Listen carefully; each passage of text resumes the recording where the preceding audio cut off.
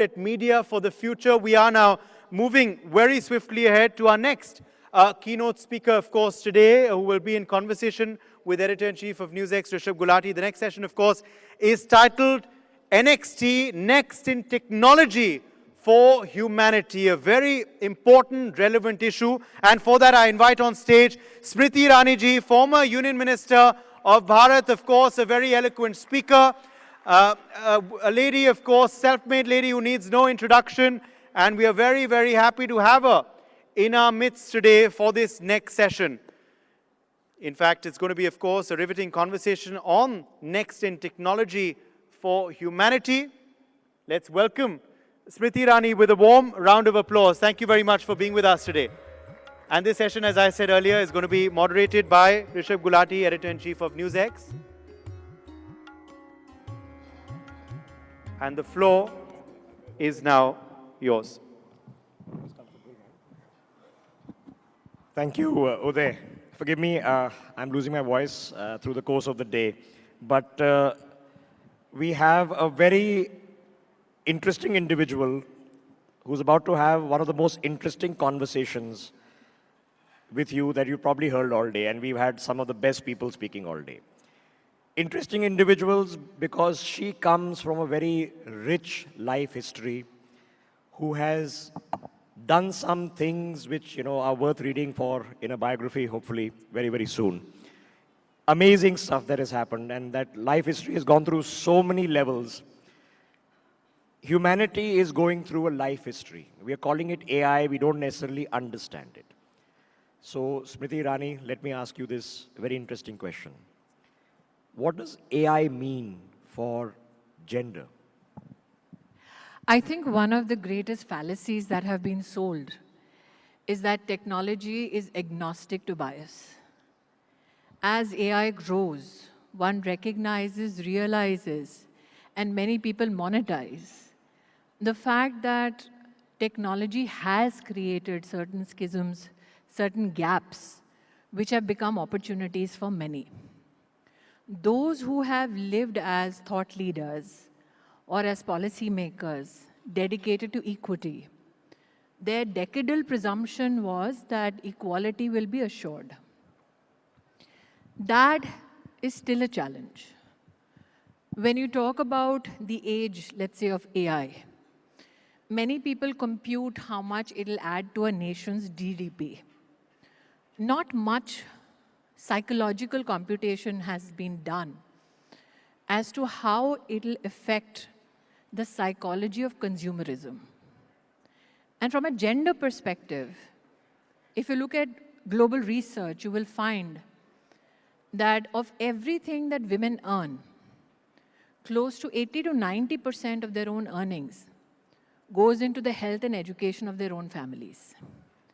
Now, as technology enables consumerism, you will find today that research says 72% of purchasing decisions are affected by algorithms. One would presume that that algorithm would deepen your engagement as a woman on spends of education and health because you are genetically predisposed to it. But what happens is that technology, and the Journal of Psychology especially says that women through algorithms get 22% more spending on perishable consumerables and are 30% less likely to get algorithmically driven data sets or content which encourages them to invest. So I believe that there'll be a tectonic shift in consumer behavior, especially with regards to gender, without a genuine understanding as to how psychologically that spend is being driven by that algorithm. Okay, like I said, this is a very, very interesting concept. So we are saying that technology, AI, as I was talking to you right off stage, should be gender agnostic, right? There is a presumption it should be. It's a presumption made, yes, but it is not, obviously. It isn't. In fact, at Berkeley Haas, there was a small research done by a lady called Genevieve Smith. They did a study across 133 AI systems, and they found that there was a gender bias in 44% of those systems. Now, why this research came about also is very unique. Genevieve Smith, along with her husband, applied for a credit card in the US. She had the same money in the bank. They, in fact, had a joint account. Her credit score was better than the husband's, and her tax returns were as transparent as the husband's.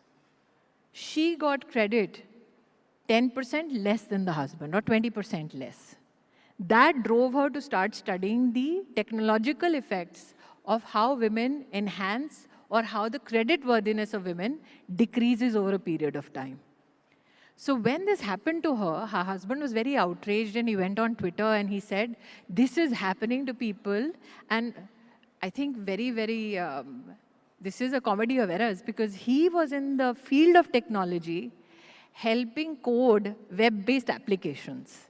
So he did a call out on Twitter to say, this has happened to our family. Steve Wozniak, I believe, who was, I think, party to one of the first devices or applications made by Apple. He went and responded and said, guess what, this happened to my wife also.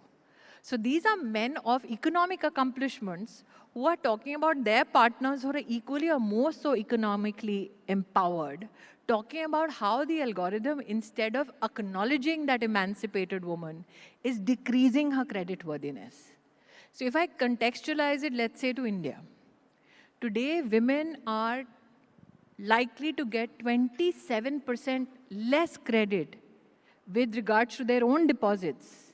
And if you look at men, analytics will ensure that they get 52% of credit equivalence as compared to their deposits. Okay, so let me understand this as a concept. So you are saying that because the algorithms are being driven by data sets, and the data sets will tell you that historically, because of bias, men have earned more, have had earning capacity because of the bias.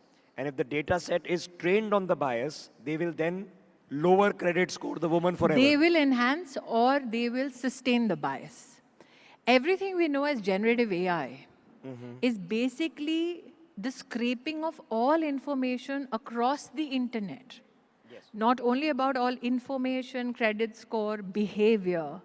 So if the entire internet scraping has got them this kind of an information set or data set on which they have built their enterprise, everybody else who's building applications on the basis of that enterprise, can you genuinely imagine them to get out of their enterprise, put on the equity lens and look at it differently? So this is the same problem that AI can't do left hand because it has a right hand bias. This is not only a money problem. Right. Anybody in the automobile industry today knows that internationally a lot of AI is being used to check safety measures.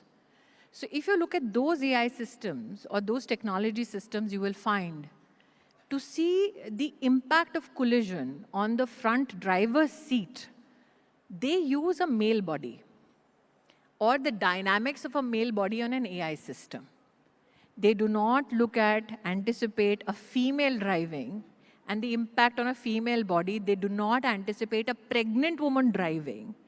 And research now has showed that in the same scenario, because women at the secure testing drive phase itself are missing as a consideration in research, 44% women are more likely to be injured in the same kind of accident that a man may have, and 17% more are likely to die as compared to men.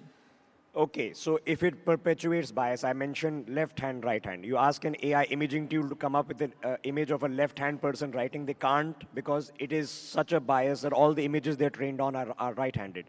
So when there can be a racial bias when it comes to the data scraping that you're doing. Yes. We've seen that as a problem. Most facial recognition systems, 80% of them are based on either a white skin or a male. Even fingerprint scanners. Absolutely. So the second then layer comes in is that if we human intervene, which is what happened very famously with one of the biggest companies, tech giants, that the AI then refused to, for example, show African-American faces. In fact, it refused to create in them fact, because in the credit card reference that I gave you, the bank's algorithm refused to digitally correct the system. The bank had to manually correct the bias. So it's not only this one instance that you're talking about which had a racial bias. It's the computed even, I think, new firewall against any attempt to correct bias that even a bank of repute, and this is an open research which anybody can look at. So the presumption, like I said, that is it only about consumer behavior? Is it only about credit worthiness? Is it only about, let's say, how much credit amplitude of money for health innovations for every other person except women? The loss to global economy will be around $15 trillion. Now, many would wonder, what has that got to do with a nation's economy? So if you are a menopausal woman and in the workforce, let's say in the US, the computation of loss only for menopausal female working within a company and companies collated was $2 billion. So health innovation will never look at this issue and say this is a very, very genetic issue or gynecological issue with women. It has nothing to do with an economic impact. So one presumed, let's say a decade ago, that these are the risks that maybe AI or technology can red flag so that policymakers can work cohesively towards bridging those gaps. You know, this is fascinating because if you take the example that if a company historically has had more male than female employees, when an AI system is trained to sort through CVs, it will by default say that you are more likely to pick a male employee, so therefore it sorts out more male employees and it perpetuates a gender bias. So obviously then, ma'am, there is a layer 2 to AI that needs to be evolved. What is that layer 2? I think that one has to be also in some way accepting of the fact that as long as you just make the gender case for it, you will not see a policy shift. You have to economically evidence it for governments across the world to understand the economic loss. For instance, there is a report which computes the loss of female jobs because of automation and AI in the US. 79% of the jobs currently held, around 59 million women in the US, they will lose their jobs and they are most at risk to lose their job to automation. Now, imagine if these women are contributing to a family system predominantly on health and education. Can you imagine the economic loss to that community, that system, on those two verticals of spend? I think one of the greatest tragedies which has happened on the issue of gender is that we've always had a rights-based conversation on it. If there was an equal amount of conversation on the economic impact of not ensuring equity, we would have not seen the kind of bias which right now is hidden in a lot of rhetoric. But we would have not seen it if we had made an evidence-based economic case for it maybe a decade and a half ago. Okay, so huge amount of effort is now being made to reach the goal of artificial general intelligence. And we are going to be devoting hundreds of billions of dollars in the compute and the hardware to get this done. If we do this, how do we, as people studying these matters and understanding these matters, what do we tell the tech guys? What do they need to do? The tech guys are in pursuit of the new frontiers of technology. They are not in pursuit of equity and equality. So that's the wrong ask. Today, of the world's AI professionals, only 22% are women. 17% are in somewhat leadership positions. India, in fact, if you look at the numbers for 23-24, you'll be shocked. Generative AI courses, the surge in the number of women who want to understand generative AI is 720%. But generative AI courses which can help you become leaders in AI, that in India for women has gone up by 800%. Which means women understand that it's not only essential to be a consumer of AI, you have to lead in that field. Otherwise, there is not a lot of agency in just becoming a consumer. You don't want to be an enterprise which white labels and builds on an enterprise. You want to be an enterprise. But for you to be an enterprise, you need to understand the technology. So do not expect the technologists. They are chasing the next frontier of technology. For instance, I think Pranjal was here and he spoke about Davos. In Davos, everybody was talking about Anthropic, AI agents. You come out of Davos and in 3 days, you had DeepSeek. You are still recovering over DeepSeek.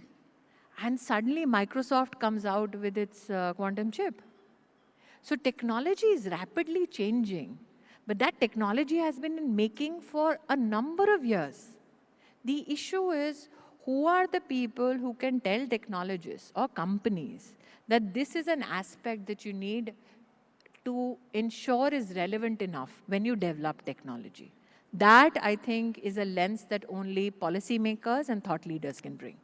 But can policymakers and thought leaders influence the data sets? Because the AIs are being trained to literally think for themselves on the basis of data sets. Not to think about data sets.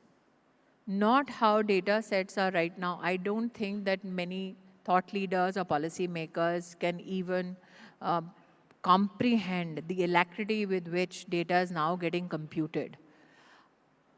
Why I'm saying policymakers need to put a lens at it. Quantum computing, if you look at it from a financial market point of view, in the financial modeling, they'll talk about risk analysis. They'll compute, let's say, the time taken in terms of fractions for what you would normally take a century. They'll do it in, let's say, 2-3 hours or 10 hours. Now, if the model is not built to recognize these little fissures, then you'll have a problem. So while your frontiers of technology are shifting every day, or let's say every week, it is incumbent upon governments who are talking to tech giants to say, apart from safety, can you look at these financial models that are getting affected because people are getting left behind? For instance, technology predominantly speaks in English. There was a time when people thought that technology means you need to know how to code. Then comes a system like Claude, in which all you need to know to code is English. But how many people around the world speak English? How much of your knowledge systems, financial or for that matter, scientific, gets lost because science does not speak that language to technology? Or, well, technologists say that they can now bring up the best in translation. So, okay, I've short For that, they will need to hire those. You have 435 languages which are rare in India. Yes. Which technologist has found those rare linguists? Good point. And the rarest of them all is India's 5,000-year-old language, which we are yet to You have decipher. 16,000 dialects. It's a conversation. Okay, I'm short on time. So now, what do you suggest? What do you suggest we do? As people, what should we do? I think that one has to first recognize the bias to address it. I believe that this is the platform which for the first time, in fact, even enabled this conversation. I have not been on a platform in India where I've had this conversation. This conversation was had by me only at Davos. So I say, before you say what's next, ask whether the next that you ask for, is it bridging the gap or deepening fissures?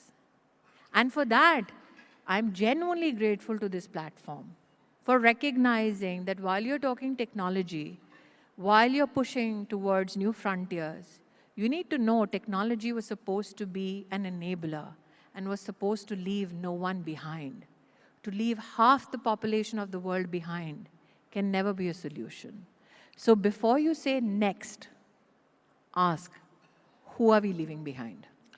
All right, I think we've got our clip for technology then to process and put into some algorithm. Smriti Irani, as always, this was a pleasure. For people in the audience from other parts of the world, I've done 20,000 hours of television, and all of us grew up watching her on television, first as an actor, then, of course, as a minister, as a political leader, one of the most vibrant voices in the country. As always, ma'am, pleasure talking to you. Thank you.